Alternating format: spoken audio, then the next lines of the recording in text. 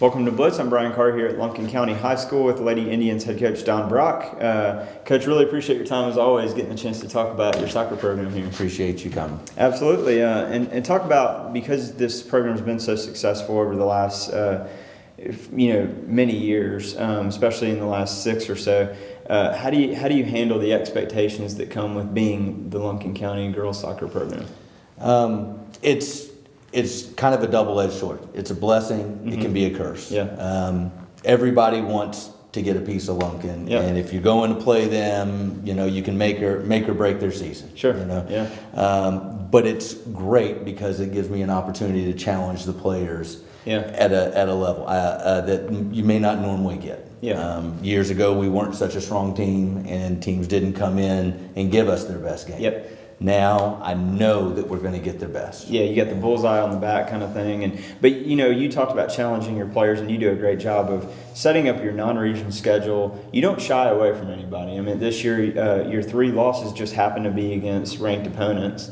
White County, Beaufort, and Habersham Central as well. So, what did you kind of go through as a head coach during those 3 losses this season? The 3 losses, some of those were possibly predictable. I'd try to set up a schedule to where we won't go undefeated. Yeah. We've done that. I don't know that if it served us well going into the postseason. Mm-hmm. You don't need to go in thinking you're invincible. That's true. You need to know you're vulnerable, and somebody can come and knock you off. Yeah. Those are the games that we need before the region schedule. The Beaufort loss was worse than I felt like it should have been. Honestly, I don't feel like we should have lost the Habersham or the White County game, but those teams came and they gave us our best game, and we didn't give them ours. Yeah.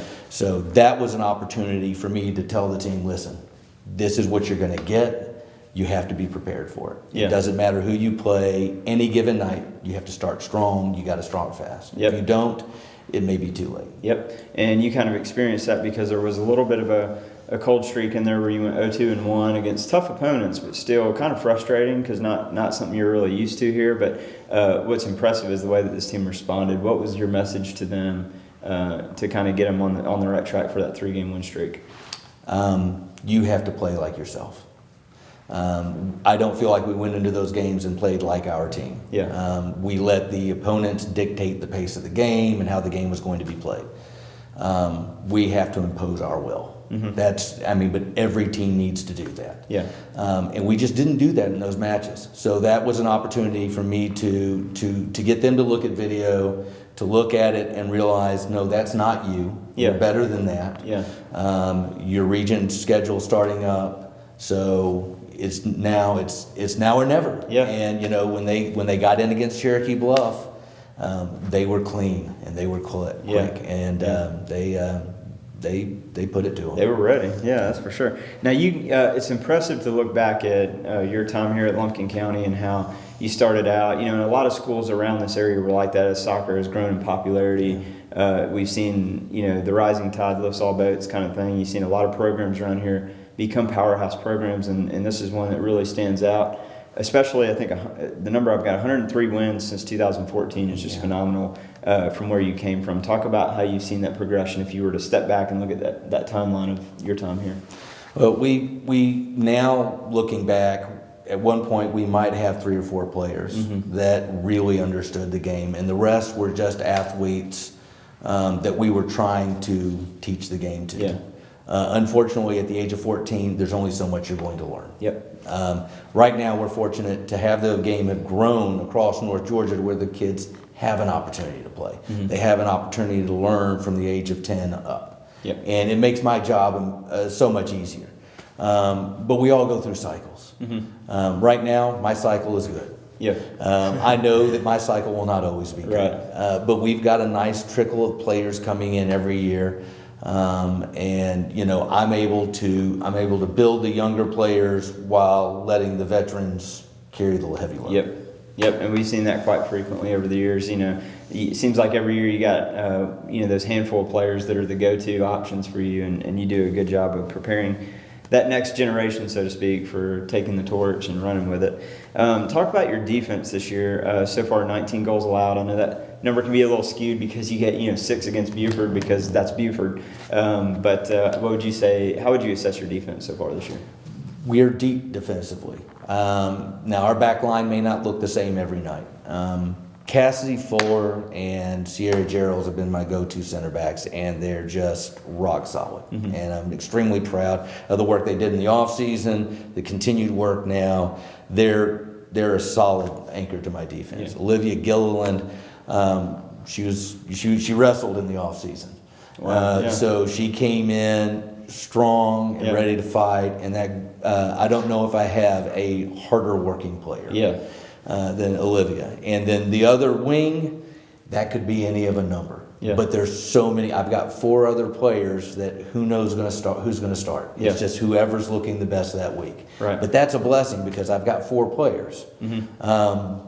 That means I've got 3 subs to go through the back line. Sure. So if it's not somebody's night, maybe it's somebody else's. Yep. So that's always exciting to see. So I'm very proud of my defense, and I got to give props to Charlotte Cunningham because she's a solid goalkeeper. Yeah. And also the first girl from Lumpkin to ever to place in wrestling. So she wow, wrestled awesome. as well. Yeah.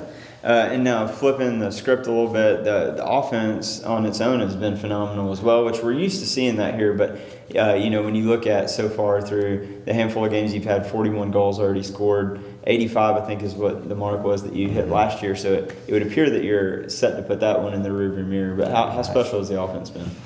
Our offense has been deeper. Hope Kenny is Hope Kenny. She's going to score goals. Ashley Reed has stepped up and has become a real threat from anywhere 35 and even further. Yeah.